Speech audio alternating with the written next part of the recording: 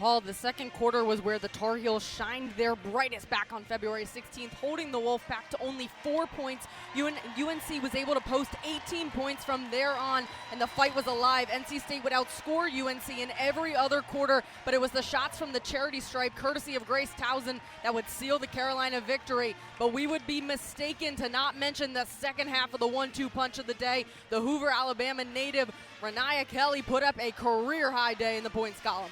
Well, to circle back on that day, Kelly came out hot, scoring the first 8 points of the day for the Tar Heels, and then she would score a career high at the time, 23 points back on that day. She did it flirting from the three and securing the shot from the triple 5 times. Her resume is detailed, but pull out your highlighters. She shoots excellent, 43% from the field, and averages 10.2 points per game.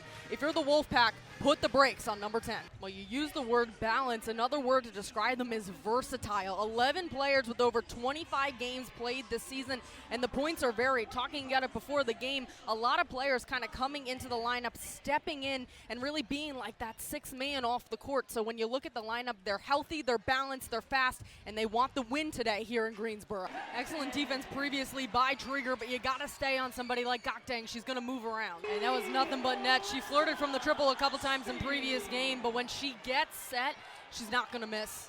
And Traeger was able to kind of go for the bump and one there, right? Lean into Usby and right kind of ride the baseline, and when she was able to do it, she's able to get to the charity stripe. Absolutely owned that spot. She was able to set herself and put it up from the arc. Goes 7, Navarro the rebound, and that's how we end the first quarter. Fun action for the first 10 minutes, Grace. Unbelievable effort right now by NC State. The issue for North Carolina is the turnovers. 7 turnovers in the last 8.5 minutes. You gotta limit them, because that's where NC State is getting all their points. Neither team really shooting excellent, but what they're doing better in the NC State Wolfpack is they've been doing a better job of setting up in defense. It feels like right now UNC can't put the brakes on the shooting expertise of NC State. Just wasn't able to kind of perfect the rim body ball motion and line it up perfectly. Back and forth we go, Paul. I mean, really neither team, again, setting up completely, just kind of playing, let's adapt to the defense.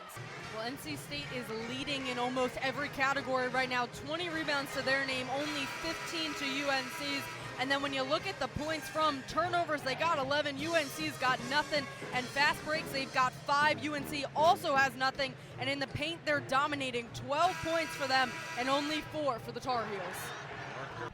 It's almost been like an episode that you just keep replaying. Gokdang's move is on the left block underneath the net. She's able to spin, and then either she's going to score a basket or she's going to draw a foul to put her at the line. For an opportunity to cut the deficit down to 10. What an excellent job there by Grace Towson to paint the picture. She kind of circles the arc and then finds her way on the right-hand lane, able to get the bump in one, and it's just dribbling with a purpose. She does it so well. Well, you mentioned it. UNC is in that 2-3 zone, so what NC State is trying to do is spread the defense and have somebody quick cut to the inside and dart a pass. Just wasn't able to secure it on the first one, but as James is able to kind of get this one on the first shot, what they're able to do is rebound pretty quick and put another shot up. For a game that felt like it was out of the hands of UNC for a while, they did it by the means of climbing back through fouls, through aggression, through getting those shots underneath. It'll be interesting to see how NC State kind of comes out in the second half to respond to some of the points they let up in the first. Well, it's been all about the fight. They went from going to being outscored by 11 to outscoring their opponents by 4. UNC had 5 points in the first quarter. North Carolina State had 16. Flipped to the second quarter, it's a completely different story. 21 points for UNC, 17 for NC State. The name of the game right now is in who's going to get back in transition, who's going to limit the turnovers, and then if there's turnovers, who's going to capitalize. The paint against Hayes. Hook shot with the right hand rolls out. Hayes the rebound. It was good penetration there from Usby to kind of wait, just wasn't able to get the friendly rim on that one. Great job by Gokdang to follow up with that shot and just kind of go from one side of the rim to the other to get the rebound on the left and go up for the 2. Paul, she just takes a 1-2-3 dribble, and then she's able to swoosh it perfectly. And they're excited, rightfully so. That one was almost shot all the way back in NC State. What a great job to find her spot and take it. That's going to be a crucial foul. It's an easy one. Put 2 hands on the back. It's going to be drawn every single time. That's something you got to keep in mind, Paul. And all the State fans on their feet, clad in red, cheering on the bench player, Mallory Collier, who'll go for a 3-point play.